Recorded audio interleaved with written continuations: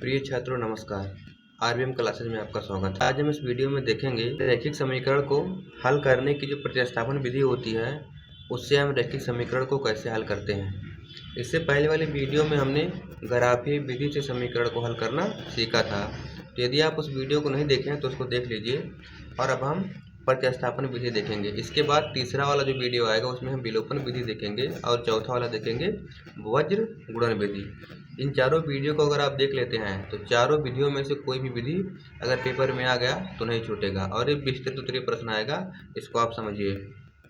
यानी कि ये परीक्षा के दृष्टिकोण से बहुत ही महत्वपूर्ण है। तो चलिए देखते हैं प्रतिस्थापन विधि से समीकरण को हम कैसे हल करते हैं। देखिए, मैंने जो ये वाला सवाल लिया है ये सबसे सिंपल वाला सवाल है। अब सिंपल और कठिनाई कैसे पता चलेगी इसको समझिए। देखिए, हमने यहाँ पर जो सवाल लिया है उसमें x का गुणांक और y का गुणांक 1 है, इसमें भी x का गुणांक 1 है, y का गुणांक 1 है, यानी कि दोनों में x और y का गुणांक 1 है। तो कठिन तब हो जाएगा जब इसमें गुणांक कोई गिनती आ जाए। तो देखिए इसको कैसे करेंगे। ये तो सबसे सिंपल वाला है। अगर गुणांक में कोई गिनती आ जाएगा तो उसको कैसे लगाएंगे, जबकि दूसरे वाले प्रश्न में उसको देखेंगे। ये पहला है, एकदम बेसिक वाला है, इसको पहले देखिए। अगर इस वाला समझ में आ गया दूसरा वाला भी समझ में आ जाएगा।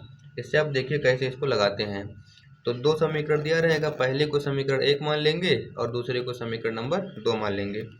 अब हम क्या करेंगे कि इसी को सबसे पहले, चाहे आप समीकरण 1 से x का मान निकालो या y का मान निकालो, चाहे आप समीकरण 2 से x का मान निकालो या y का मान निकालो, आप दोनों में से किसी भी समीकरण से दोनों में से किसी का भी मान निकाल सकते हो। x का भी निकाल सकते हो, y का भी निकाल सकते हो।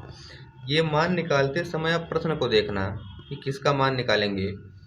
देखिए, मान उसका निकालना जिसका गुणांक कुछ नहीं, मतलब 1 रहेगा। जैसे मान लीजिए इसका गुणांक 1 है, यहाँ तो सबका गुणांक 1 है, तो यहाँ तो कोई दिक्कत नहीं है। आप चाहे समीकरण 1 से निकालो चाहे 2 से निकालो, समीकरण 1 से चाहे x का मान निकालो चाहे y का मान निकालो, सबका उतने कठिनाई का स्तर होगा। जैसे देखिए यहाँ पर आपको बता रहा हूँ, जैसे देखिए x प्लस वाई बराबर 14 दिया है समीकरण नंबर 1 में, इतने तो दिया है।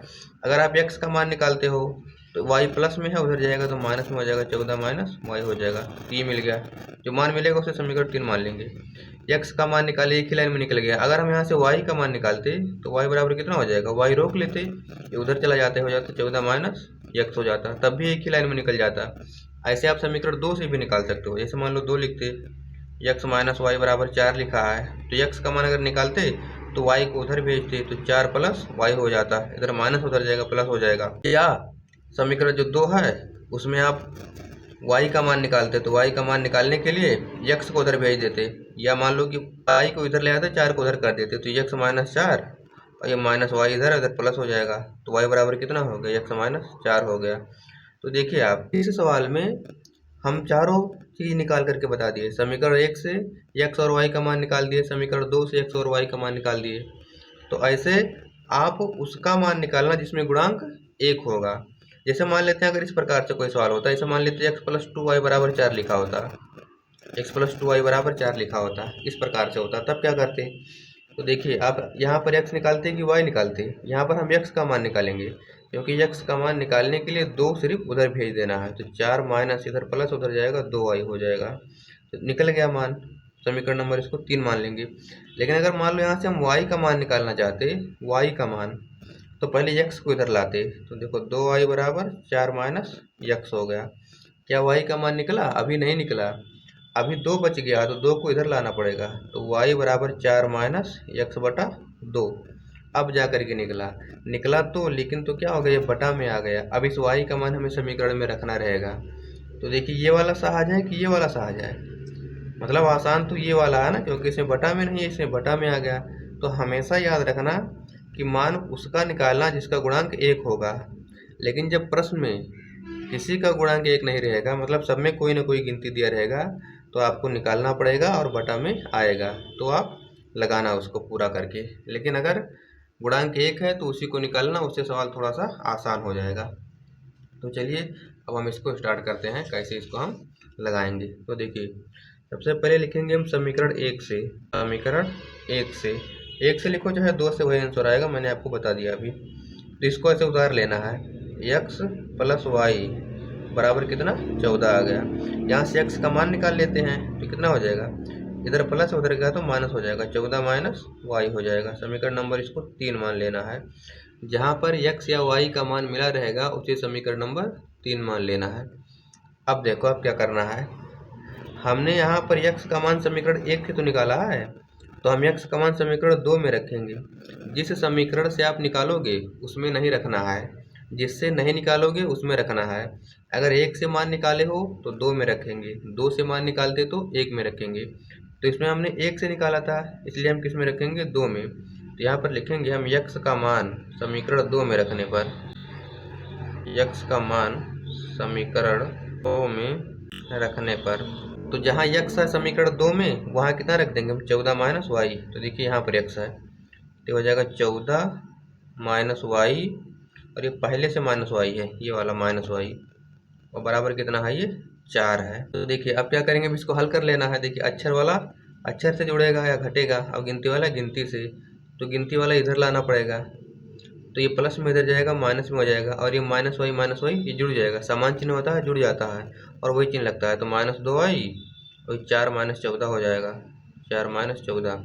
इधर प्लस इधर आया माइनस हो गया, ये माइनस 2y। अब 4 में से 14 घटाओगे, विपरीत चिन्ह है तो बड़ी संख्या में से छोटी संख्या घटाते हैं और बड़ी संख्या के सामने का चिन्ह लगाते हैं।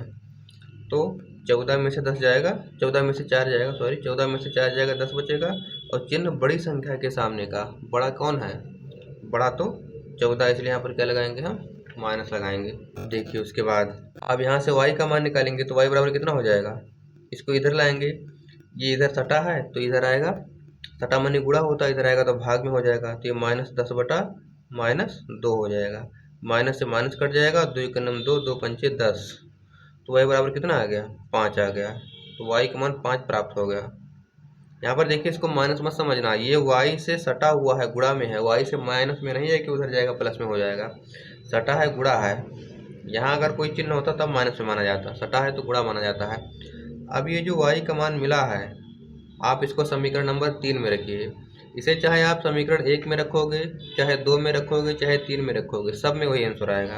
लेकिन 3 में रखने से आसान है क्योंकि इसमें पक्षांतर हम कर चुके हैं, और इसमें रखोगे तो करना पड़ेगा। तो प्रतिस्थापन विधि से जब आप लगाओगे तो जो y का मान मिला रहेगा, x का मान मिला रहेगा, उसको समीकरण नंबर 3 में रखने पर रखना। तो यहाँ पर लिख देते हैं हम y का मान समीकरण 3 में रखने पर, y का मान समीकरण 3 में रखने पर, तो जहाँ पर y समीकरण 3 में है वहाँ कितना रख देंगे, 5। समीकरण 3 कितना है, x बराबर 14 माइनस वाई, y की जगह पर कितना आएगा, 5, तो x बराबर कितना हो जाएगा, 14 माइनस 5, 14 में से 5 जाएगा 9, तो x बराबर कितना आ गया, 9। यही क्या हो गया, आपका आंसर हो गया। y का मान 5 है और x का मान कितना है, 9 है, तो ये आंसर हो गया। तो अब हम देखेंगे दूसरा सवाल। तो अब हम दूसरा प्रश्न देखेंगे। दूसरे में देखिए पहले से क्या अंतर है। देखिए पहले में कोई गुणांक नहीं था और इसमें सब में गुणांक है, तो अब इसको कैसे लगाएंगे। बस इसी दो ही प्रकार का प्रश्न रहेगा, या तो कोई गुणांक नहीं रहेगा या तो सब में गुणांक रहेगा, या ऐसा भी रहेगा किसी में गुणांक रहे, जैसे यहाँ गुणांक रहे यहाँ ना रहे। तो देखिए हमने ऐसा सवाल ले लिया है कि इसमें जो है सबका गुणांक है। अब इसको देखिए ध्यान से, यहाँ पर अगर ध्यान से एक चीज़ देखना चाहोगे तो इसमें जो है 2 कॉमन है। अगर 2 कॉमन कर लोगे तो इसका गुणांक खत्म हो जाएगा। तो कॉमन कर लेते हैं, हमेशा जब भी कॉमन करोगे तो सवाल छोटा हो जाएगा। तो पहला नंबर तो जो समीकरण दिया रहेगा, ये पहले को 1 मानेंगे और दूसरे वाले को 2 मानेंगे। तो देखिए समीकरण 2 में 2 कॉमन है कॉमन ना, तो यहाँ लिख देते हैं। इसी को पहले सॉल्व कर लेते हैं। अगर कॉमन नहीं होता तो डायरेक्ट चाहे इससे x का मान या y का मान निकालते। तो देखिए यहाँ कॉमन कर लेते हैं समीकरण 2 से, समीकरण 2 से कॉमन करेंगे हम, समीकरण 2 से, ठीक है। तो 2 कॉमन करेंगे, 2 जब कॉमन करेंगे तो यहाँ कितना बचेगा, x बचेगा और यहाँ पर माइनस 2y बचेगा। 2 से जब कॉमन कर लिए 2 दूनी 4 होता है, तो यहाँ पर 2y बचेगा और यहाँ पर बराबर कितना हो गया, माइनस 24। अब ये 2 इधर गुणा में इधर आएगा तो भाग में होगा, भाग में होगा तो कट जाएगा ये, तो इसीलिए यहाँ पर हम काट देते हैं। 2 एक नम 2 और 2 दूनी 4 हो जाएगा। तो कितना होगा, x माइनस 2y बराबर माइनस 12 आ गया। अब देखिए ये जो यह वाला समीकरण था ये बन गया। अब तो इसको अब नहीं ध्यान देना, अब इसको ध्यान देना। ऐसे समीकरण नंबर कितना मान लिया हम, 3 है। उसी समीकरण को थोड़ा सा सॉल्व करके हम ऐसा बना लिए। अब देखो अभी तो इसको सिर्फ सॉल्व किए हैं, अब हमें ये सोचना है कि किससे हम x का मान निकालें या y का मान निकालिए। देखिए अगर हम इससे निकालेंगे तो इसका गुणांक है, इसका भी गुणांक है, और इससे देखो इसका गुणांक नहीं है, इसका गुणांक है, तो इसका गुणांक नहीं है तो हम इसी से मान निकालेंगे। इससे मान निकालने में बटा में नहीं आएगा। जैसे देखिए यहाँ पर अभी बताया है ना, शुरुआत में बटा में आ जाएगा। अगर यहाँ पर गुणांक रहेगा तो पक्षांतर करोगे तो नीचे चला जाएगा। तो इसलिए हम समीकरण 1 से मान नहीं निकालेंगे, समीकरण 2 से निकालेंगे। 2 की जगह पर ये 3 बन गया है। समीकरण बनने से कोई दिक्कत नहीं है, समीकरण 1 से ज़्यादा 2 से भी ज़्यादा बन सकता है, तो उससे घबराना नहीं है। तो मान हम इससे निकालेंगे। तो समीकरण जो है 3 ये है ना, अब यहाँ से हम मान निकाल लेते हैं। तो डायरेक्ट चाहे निकाल लो, चाहे लिखो यहाँ पर कि समीकरण 3 से, ऐसे लिख सकते हो जैसे पिछली बार लिखे थे समीकरण 2 से। तो यहाँ पर लिखो समीकरण 3 से। डायरेक्ट भी इसके हम पक्षांतर करके निकाल सकते थे। x बराबर कितना हो जाएगा, चलो लिख देता हूँ, x माइनस 2y और ये बराबर माइनस 12 है। अब x का मान निकालो, इधर माइनस है उधर जाएगा तो ये प्लस हो जाएगा, 2y माइनस 12। समीकरण नंबर इसे अब 4 मान लेंगे। देखो समीकरण नंबर ये 4 बन गया है, वहाँ पर ये समीकरण 3 नहीं बना था पिछले वाले सवाल में, यहीं पर ये 4 बन गया है। तो यहाँ पर मान रखेंगे हम, जिस समीकरण में x का मान या y का मान किसी का भी निकले उसमें हम मान निकालेंगे। अभी जब निकल जाएगा मान तो अब ये समीकरण का मान मिल गया। समीकरण का मान हम किस समीकरण से निकाले थे, 2 से तो निकाले थे, तो 2 में रखना है नहीं, 2 में नहीं रखना है। जिससे आप निकाले रहोगे उसमें नहीं रखना है, उसके दूसरे वाले समीकरण में रखना है। तो हम 2 से निकाले हैं तो समीकरण 1 में रखेंगे। इसमें हम 1 से निकाले थे इसलिए समीकरण 2 में रखे थे। तो इसमें क्या लिखेंगे हम, x का मान समीकरण 1 में रखने पर x का मान समीकरण, तो समीकरण 1 में जहाँ x है वहाँ कितना रख देंगे, 2y माइनस 12। देखिए यहाँ पर x है समीकरण 1 में, यहाँ पर हम 2y माइनस 12 रख देंगे। तो 2 ऐसे रहेगा और यहाँ गुणा लगाएंगे, कोष्टक ये सटा है तो गुणा होता है, और इसकी जगह पर 2y माइनस 12 और ये प्लस 3y बराबर 11।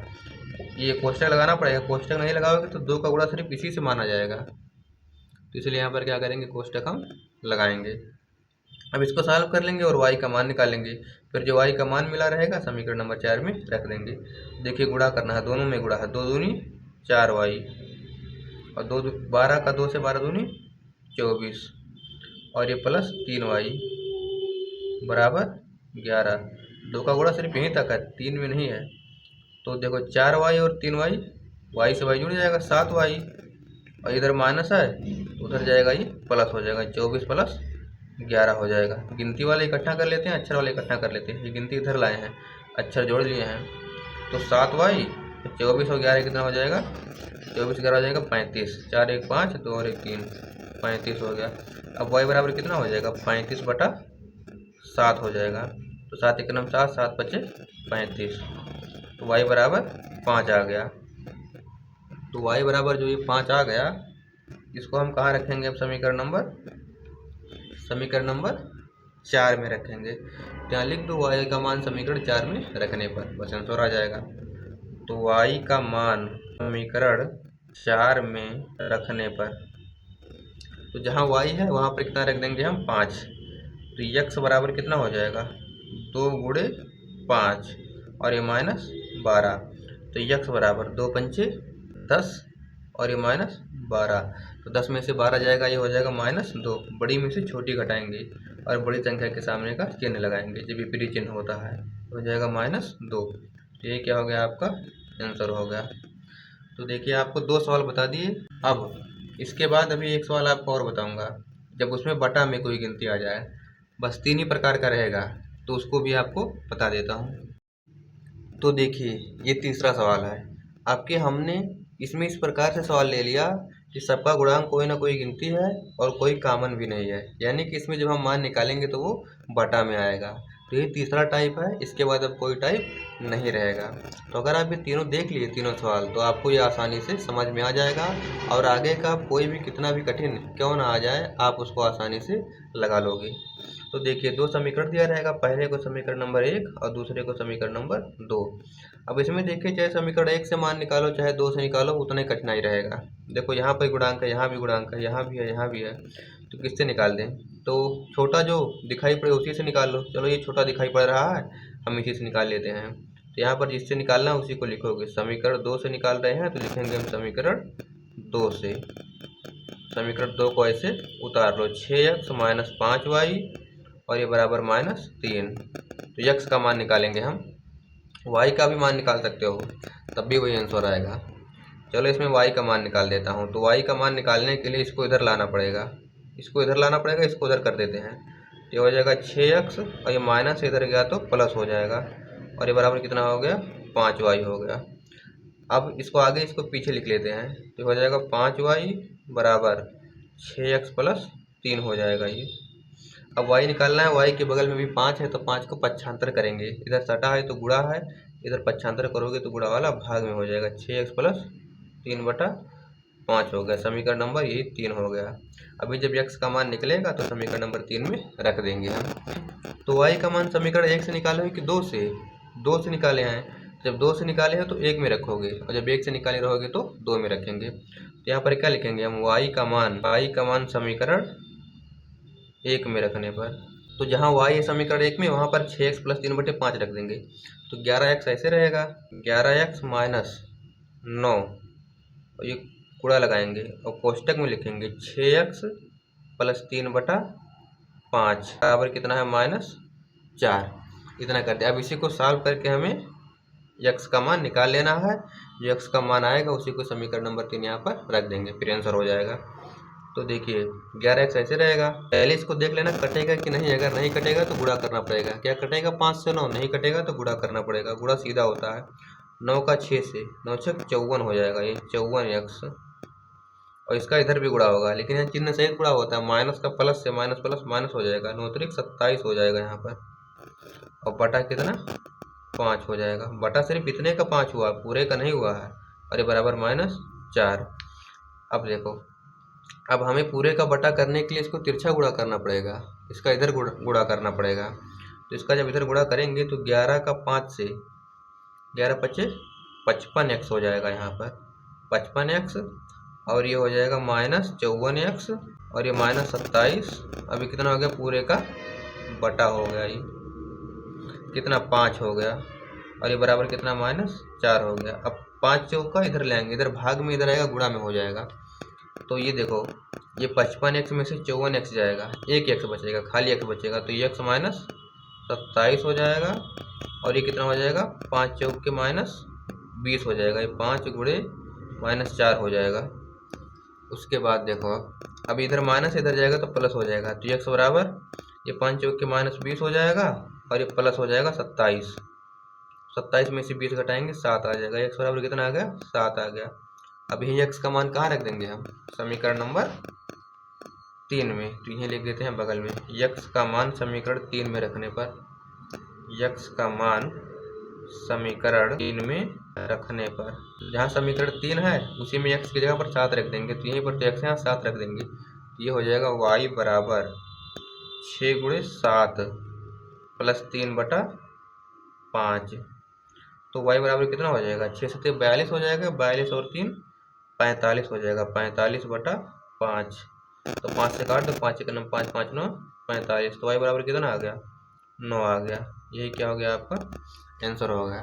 तो अगर ध्यान से देखे होंगे वीडियो तो समझ में आ गया होगा। अब इसके बाद हम प्रश्नावली स्टार्ट करेंगे प्रतिस्थापन विधि से, जिसमें हल करना रहेगा। तो ठीक है, अगर वीडियो अच्छा लगा हो तो चैनल को सब्सक्राइब कर लीजिए। इससे मैं जो भी नया वीडियो बनाऊंगा उसका नोटिफिकेशन आपके पास पहुंचेगा और आप आसानी से उसका अध्ययन कर सकेंगे। पूरा वीडियो देखने के लिए बहुत बहुत धन्यवाद।